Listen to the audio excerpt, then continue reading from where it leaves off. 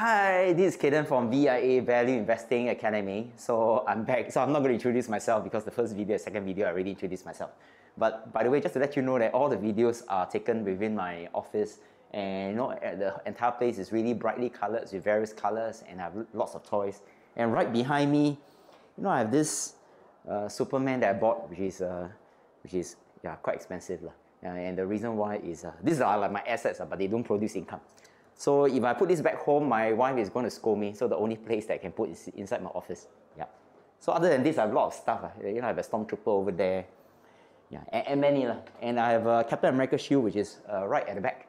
So I really hope that one day he will just visit this humble place of mine.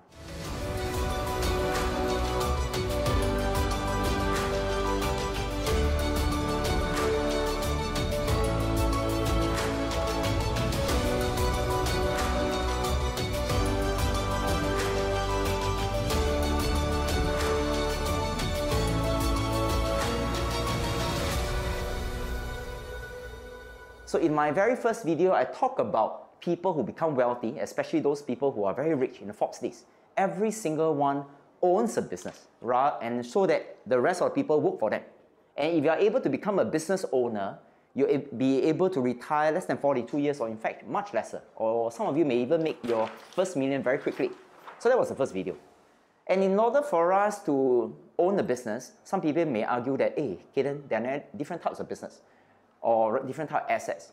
And in the second video, I talk about there are two types of assets, predominantly the one that generates income or income generating assets, such as property, such as businesses and so on.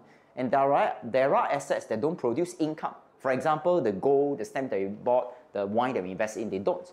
So why is it important for us to invest in assets that produce passive income?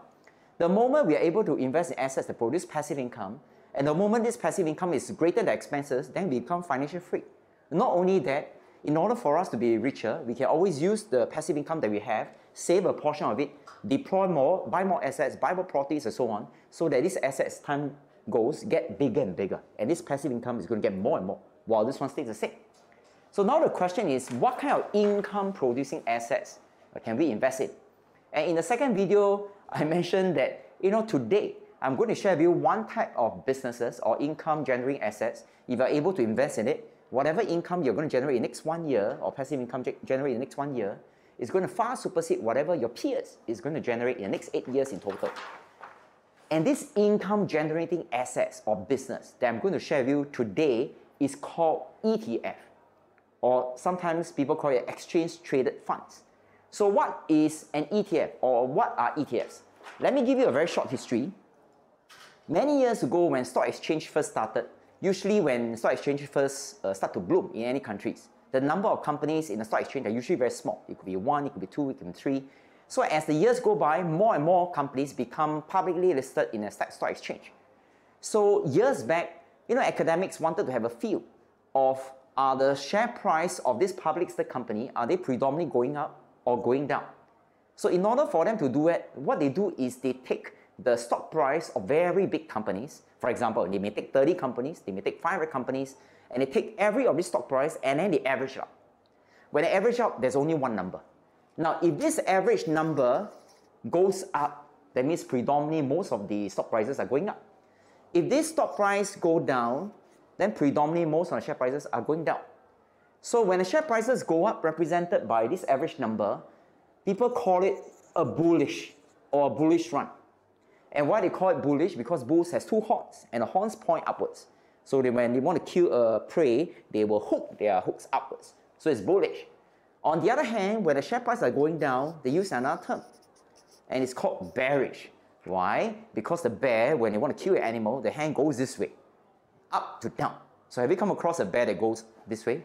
No, it's going this way. So it's bearish. So bullish and it's bearish. So they decided to give a name to this average number. So what's the name of this average number? They call it an index. So if the index goes up, it's bullish. If the index goes down, it's bearish. But unfortunately, you cannot invest in an index because the index is just for an academic purpose. It's just an average number to give you a feel whether it's going up or going down. So as the years go by, their fund managers was thinking, hey, maybe we can give an opportunity for retail investors to invest something related to an index. So they start a fund that mirrors after this index, and they call it an index fund. So you can invest in an index fund, but you cannot invest in an index. Now, which means that let's say the index has Apple, the company called Apple, and this index has 2% of Apple. So then this index fund will have 2% of Apple. So if this fund has, let's say, SIA in it, and this SIA is 1%, takes out 1% of the entire index, then this index fund will have 1% of this SIA, which means if this index goes up, the stock price of this index fund will also go up because they mirrors after each other. And if this index goes down, the index fund also goes down because it mirrors after this index. So sometimes, other than call it an index fund, they decided to give another name. And this name is called ETF, which is what we have shared later on, and it's exchange traded funds.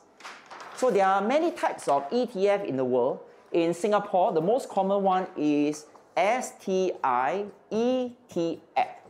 STI stands for Straits Times Index. And in this Straits Times Index itself, there are 30 blue chip companies or big companies. So this STI ETF will mirror after this STI, Straits Times Index. When STI goes up, STI ETF goes up. And the next type of index, which is in the US, for example, is S&P 500. Now give a guess. From the index alone, how many companies does this S&P 500 represent? Yeah, you're right. It's 500 companies. That's why it's called S&P 500. So remember, you cannot invest in S&P 500, but you can invest in S&P 500 index fund. And of course, there are other index funds as well. There's a Nikkei 225. Give a guess, which country? Japan. And there's also this Hang Seng Index. Which country? Hong Kong. So right now, after understanding that, oh, there's this index and this index fund. So is index fund really that good? And if it's really that good, how do you invest in an index fund? So, in the next video, I'm going to share with you how you can set up an autopilot mechanism so that you can invest in this index fund. Such that, back to the very beginning, whatever passive income you're going to generate in the next 1 year is going to far supersede whatever your friends is going to generate in the next 8 years in total. So I want you to keep a lookout for my next email where I'm going to give you the link again. Click on it and watch the next video on how you can invest in this index fund immediately. So this is Cayden Chang from VIA Value Investing Academy. So I shall see you soon. Okay, goodbye.